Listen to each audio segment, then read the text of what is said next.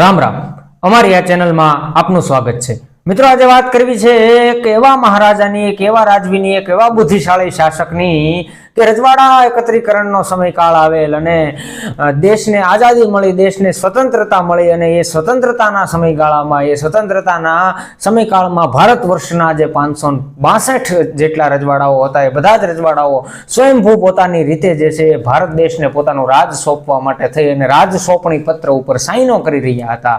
Instrument of એક્સેશનના પેપરો ઉપર, વિલય પત્રો પર સાઇન કરી રહ્યા હતા અને હસતા મોઢે કોઈ પોતાના રજવાડા દાન દઈ રહ્યા હતા। ભાવનગર મહારાજા સાહેબે તો કરિયાવર સુધીના દાન દીધા, ભુજ મદનસિંહજીએ સોનાના દાન દીધા, મોરબી દરબાર સાહેબે દાન દીધા, પોરબંદર જેઠવાએ પોતાની 4 વ્હીલ સહિત દાનો જે છે આ દેશની સ્વતંત્રતાના જે છે એ પાયામાં હોમી દીધા।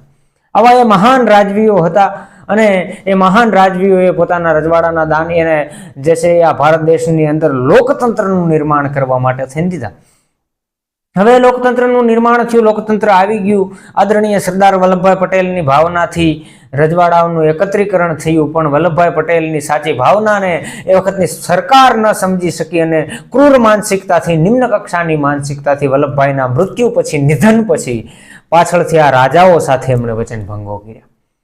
પાછળથી રાજાઓના અધિકારો, જે વિશેષ અધિકાર એમને વલ્લભભાઈ પટેલે આપ્યા હતા, એ ધીમે ધીમે સરકારે છીનવી લીધા। સરકારે આ રાજાઓ રજવાડાઓ સાથે વચનભંગો કર્યા, રાજાઓના આત્માને ઠેસ પહોંચે, વલ્લભભાઈના આત્માને ઠેસ પહોંચે એવા કામો પણ કર્યા। પણ આજે આપણે વાત કરવી છે ભારતના એક એવા મહાન રાજવીની, એવા બુદ્ધિશાળી રાજવીની, એક એવા કુશળ રાજનીતિજ્ઞ રાજવીની કે જેમણે પોતાનું રજવાડું તો દઈ દીધું, પોતાનું સ્ટેટ જે છે સરેન્ડર કરી દીધા, પોતાનું રજવાડું મર્જરિત કરી દીધું, પણ પોતાના હાથમાંથી સત્તા ન જવા દીધી, પોતાના હાથમાંથી સત્તા ન જવા દીધી, પોતે રજવાડું દઈ દીધા પછી પણ જે છે આખા રાજ્યના જેવો મુખ્યમંત્રી બન્યા। અને કદાચ હું ન ભૂલતો હોઉં તો એ મહારાજા સાહેબ એ વખતે કોઈ એવા રાજવી પહેલા હતા કે જેઓ પહેલા રાજવી મુખ્યમંત્રી બનેલા, જો હું ન ભૂલતો હોઉં તો આ ઘટનાને। તો આવો એવા વિષય પર વાત કરવી છે। એ પહેલા આપ અમારી ચેનલ પર નવા હોય તો એને સબસ્ક્રાઇબ કરી અને બેલ આઇકનને પ્રેસ કરી રાખો, જેથી કરીને અમારા નવા વિડીયો આવે ત્યારે એમની નોટિફિકેશન જે છે એ આપને મળતી રહે। તો મિત્રો આજે વાત કરવી છે આપણે ઓડિશા રાજ્ય વિશે, અને ઓડિશા રાજ્યનું જે પટના સ્ટેટ છે અને પટના જે છે ત્યાંના બાલંગીરના મહારાજા રાજેન્દ્ર નારાયણ સિંહજી વિશે। ઓડિશાનું પટના જે છે એમાં જે બાલંગીર રિયાસત છે ત્યાંના મહારાજા હતા એ વખતે રાજેન્દ્ર નારાયણ સિંહજી, અને એના ઘટનાક્રમ વિશે વાત કરવી છે કે એમણે કઈ રીતે પોતાનું આખું રજવાડું સમર્પિત કર્યા પછી પણ જે છે એ રાજનીતિની અંદર પોતાનું વર્ચસ્વ આજ સુધી સ્થાપિત કરી રાખેલ છે। તો મિત્રો વાત કરીએ ઓડિશાના મહારાજા એવા જે છે રાજેન્દ્ર નારાયણ સિંહજી, અને એનો જન્મ જે છે 31 માર્ચ 1912 બાલંગીરની અંદર થયેલો। 31 માર્ચ 1912 બાલંગીરની અંદર મહારાજા સાહેબ રાજેન્દ્ર નારાયણ સિંહજીનો જન્મ થાય તો 1924 ની અંદર તેઓ પટનાના મહારાજા બનેલા, પટનાની ગાદીએ બેઠેલા, પટનામાં એમનું રાજતિલક થયેલું, પરંતુ એમને પૂર્ણ સત્તા જે છે એ વખતે 1933 મળેલી, કારણ કે પૂર્ણ સત્તા એ બાલ્ય અવસ્થામાં જ રાજગાદીએ બેઠેલા, એવો પુખ્ત વયના થયેલ નહીં। અને એ વખતે બ્રિટિશ રાજમાં એવો નિયમ હતો કે કોઈ રાજવી ગાદી ઉપર બેસે પછી એ પુખ્ત વયના થાય, જે ઉંમરલાયક થાય ત્યારે જ એમને પૂર્ણ સત્તા સોંપવામાં આવે, બાલ્યકાળમાં એમને શાસન કરવા દેવામાં, પૂર્ણ શાસન કરવા દેવામાં ન આવે, એમ એ રાજા જ કહેવાય। એટલે 1933 એમને જે છે એ મહારાજા સાહેબ રાજેન્દ્ર નારાયણ સિંહજીને પૂર્ણ સત્તા મળી। ત્યાર પછી જે છે એ 1948 નો જયારે સમયકાળ આવ્યો, 1948 ના સમયકાળમાં ભારત દેશને સ્વતંત્ર થવાની વાત આવી, ભારત દેશને આઝાદ કરવાની વાત આવી, ભારત આઝાદ થવાનું હતું, ત્યારે 1948 ઇન્સ્ટ્રુમેન્ટ ઓફ એક્સેશનનું પેપર અને ભારતનું જે છે યથાસ્થિતિ કરાર ઉપર સાઇન કરી અને ભારતનું પોતાનું રજવાડું પટના જે છે એ ભારત સંઘની અંદર મહારાજા રાજેન્દ્ર નારાયણ સિંહજીએ અર્પણ કરી દીધું, ભારત દેશને સોંપી દીધું। અને રજવાડું સોંપ્યા પછી એ પોતાના દેશને રજવાડું સોંપ્યા પછી પોતે રાજનીતિમાં આવે છે અને પોલિટિક્સમાં આવે છે, અને એ વખતે પોલિટિક્સમાં જે એમનો પ્રજા પ્રેમ હોય છે એ ખૂબ ભીષણ હોય છે। પ્રજા એટલા અનહદ પ્રેમી મહારાજાઓને કરતી હોય છે કે પ્રજા જે છે એ મહારાજા સાહેબ લડતા હોય ત્યાં સુધી સામે પક્ષે વોટ પણ નથી કરતી. અને આ દેશની અંદર આપણે એવા દાખલાઓ જોયા છે કે 70% મત મળેલા છે અને રાજવીઓ જીતેલા છે. જે લોકો વાતો કરે છે ને, જે લોકો કહે છે ને કે ભાઈ આ રજવાડાઓને, આમાં બધાની માનસિકતા જે છે એ ખરખી નથી હોતી. બધા પોતપોતાની માનસિકતા એક અલગ ધરાવે છે અને ઘણા લોકો જે છે પછી પોતપોતાની રીતે લોક વાયકાઓ અને લોક વાતોને ઉડાડતા હોય છે. 5% લોકો એવા હોય છે. એટલે જે લોકો કહે છે ને, જ્યારે અહીંથી મારા વિડીયો પણ અપલોડ થતા હોય ત્યારે પણ એમાં કોમેન્ટો આપણે વાંચીએ ત્યારે આપણને અંદાજ આવે કે કેટલા હજી સુધી કેવા એવા નિમ્ન કક્ષાના માણસો છે જેની અંદર હજી રાજાઓએ આટલું બધું દઈ દીધું છતાં રજવાડા વિરોધી માનસિકતા ભરી છે. રાજાઓએ બધું પોતાનું દઈ દીધું, રજવાડા દઈ દીધા, ગાડીઓ દઈ દીધી, સોનાના દાન દઈ દીધા, બધું આ દેશના લોકતંત્ર માટે હોમી દીધું છતાં લોકોના મનમાં હજી કેટલા હદ સુધીનું રાજાઓ પ્રત્યે મેલ ભર્યો છે કે જો રાજાઓની કઈક સારી વાત આપણે બોલીએ તો એ સારું જોઈ નથી શકતા ને એમાં કોમેન્ટો કરવા આવી જાય છે. અને સાહેબ એવી કોમેન્ટો કરે છે કે પ્રજાને રજવાડા જોતા હતા અને પ્રજાને લોકતંત્ર લાવવું હતું, બાકી તો આ રાજાઓને ક્યાં દેવાતા? અરે રાજાઓને નહોતા દેવા તો રાજાઓએ કરિયાવરના દાન શું કામ દીધા? પેલા વાત કરી ચૂક્યો છું કે રાજાઓ પાસે ટ્રીટી કરાર સાઇન હતો. બ્રિટિશ પેરામોન્સીમાં નિયમ હતા કે રજવાડા ધારે તો જે છે એ કોર્ટમાં કેસો કરીને લીગલી પ્રોસેસમાં એની જીત થઈ શકે એમ હતી. પોતાની આર્મી પણ એમની પાસે હતી. અને એથી વિશેષ પ્રજાની વાત કરું તો પ્રજાને જે છે એ રાજાઓ પ્રત્યે કેટલો પ્રેમ હતો એની વાત કરું તો રજવાડા દાન દઈ દીધા પછી પણ પ્રજા પોતાના મહારાજાઓને એટલા હદે ચાહતી હતી કે મહારાજાઓ જે છે એ ગ્રીનીસ બુક ઓફ વર્લ્ડ રેકોર્ડ બન્યા છે. જયપુરના મહારાણી ગાયત્રી દેવી સાહેબા જ્યારે ચૂંટણી લડ્યા હતા ત્યારે 70% મત મહારાણી સાહેબને મત મળ્યા હતા અને 1,92,000 મત મળ્યા. મહારાણી સાહેબ એ વખતના ઇતિહાસની જંગી બહુમતીથી ચૂંટણી જીત્યા હતા.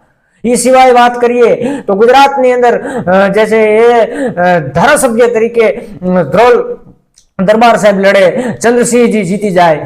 ગુજરાતમાં 3 રજવાડાના મહારાજાઓ ધારાસભ્ય બને અને જોધપુરના મહારાજા સાહેબ હનુમંતસિંહજીએ જ્યારે એ વખતની સરકાર કોંગ્રેસની સામે ઉમેદવારો ઉભા રાખ્યા હતા, 35 ઉમેદવારો પોતાની રામરાજ પાર્ટીનું નિર્માણ કરીને 35 ઉમેદવારો ઉભા કર્યા હતા. તેથી કોંગ્રેસના સુપડા સાફ કરી નાખ્યા હતા. 35 માંથી 31 ઉમેદવારો જીત્યા હતા અને ત્યાંના મુખ્યમંત્રી, રાજસ્થાન મુખ્યમંત્રી કોંગ્રેસના જે જયનારાયણ વ્યાસ હતા એને બંને સીટો પરથી જોધપુરના મહારાજા સાહેબ હનુમંતસિંહજી હરાવ્યા હતા.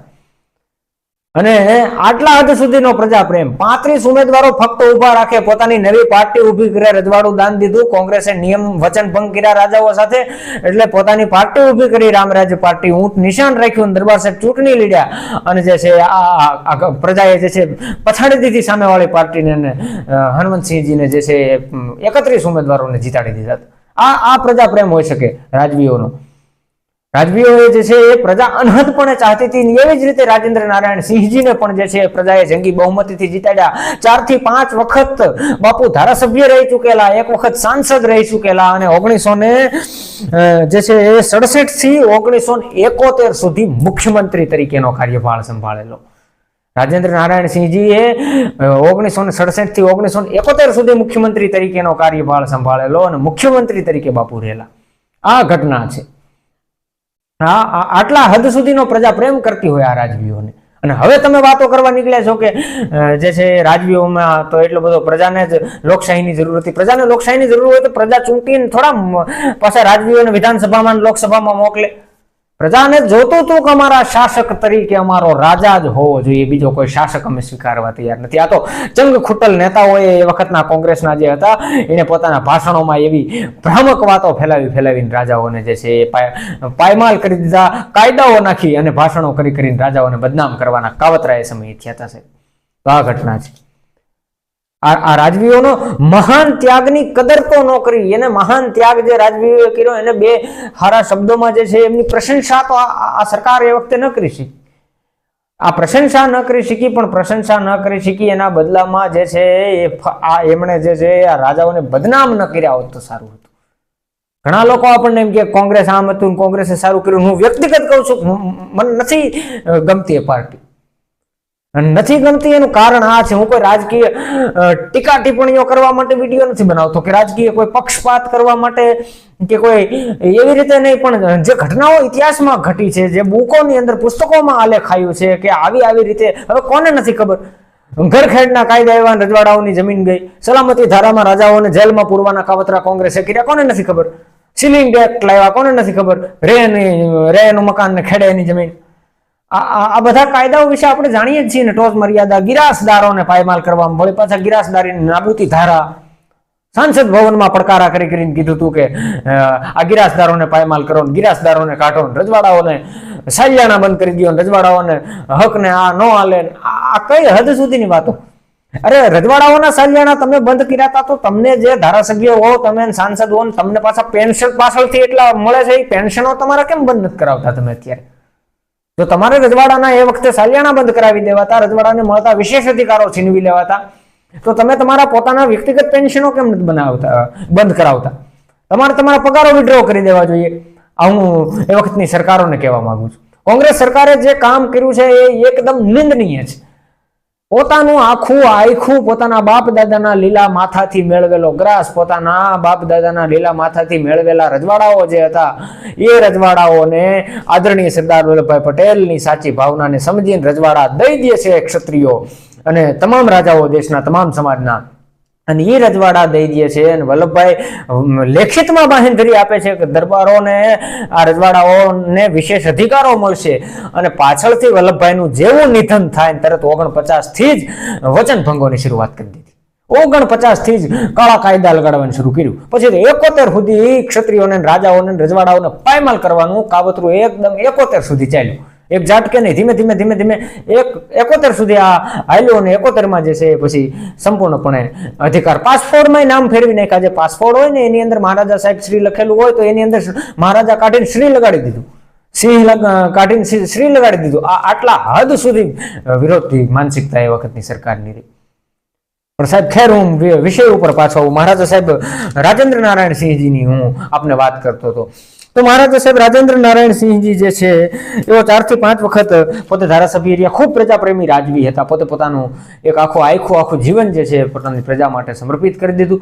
અને એમણે પોતે સ્વતંત્ર પાર્ટીમાંથી ચૂંટણી લડી અને પોતે મુખ્યમંત્રી રહ્યા. અને આજે પણ એ પરિવારનો પ્રજાપ્રેમ હજી એવડો છે. એ પરિવારને હજી પણ પ્રજા એટલું જ જે છે એ ચાહે છે. આજે પણ એ રાજ પરિવારમાંથી, ત્યાં કનકવર્ધન સિંહજી દેવ જે છે એ બાલંગીર રાજ પરિવારમાંથી આવે છે. અને તેઓ આજે પણ ઓડિશાના ડેપ્યુટી સીએમ છે. મુખ્યમંત્રી હોય એમાં જે નાયબ મુખ્યમંત્રીની પદવી આવે એની પછીની, એ નાયબ મુખ્યમંત્રી તરીકે, ડેપ્યુટી સીએમ તરીકે જે છે એ ત્યાં હજી ચૂંટાઈને, પોતાના મત વિસ્તારમાંથી ચૂંટાઈને ડેપ્યુટી સીએમ તરીકે હજી પણ એમાં કાર્યભાર સંભાળે છે ઓડિશા રાજ્યમાં. એ પણ બાલંગીર રાજ પરિવારમાંથી આવે છે. એટલે આ ઘટનાઓ છે.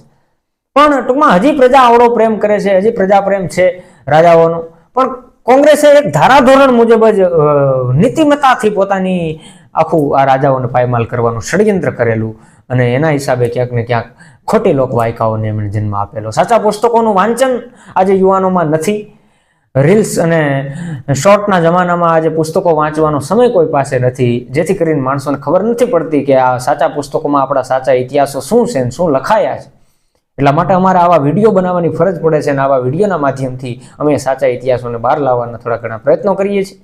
તો અમારો આ વિડીયો પસંદ આવેલ હોય તો વિડીયોને લાઇક કરો, વિડીયોમાં કોમેન્ટ કરો, વિડીયોને વધુમાં વધુ શેર કરો, ચેનલને ખાસ સબસ્ક્રાઇબ કરી અને બેલ આઇકનને પ્રેસ કરો, જેથી કરીને અમારા નવા વિડીયો આવે ત્યારે એ વિડીયોની નોટિફિકેશન જે છે એ આપને મળતી રહી. મળીશું એક આવા નવા વિડીયો સાથે, એક આવે જ કોઈ ઐતિહાસિક વાત લઈને. ત્યાં સુધી ધન્યવાદ. રામ રામ.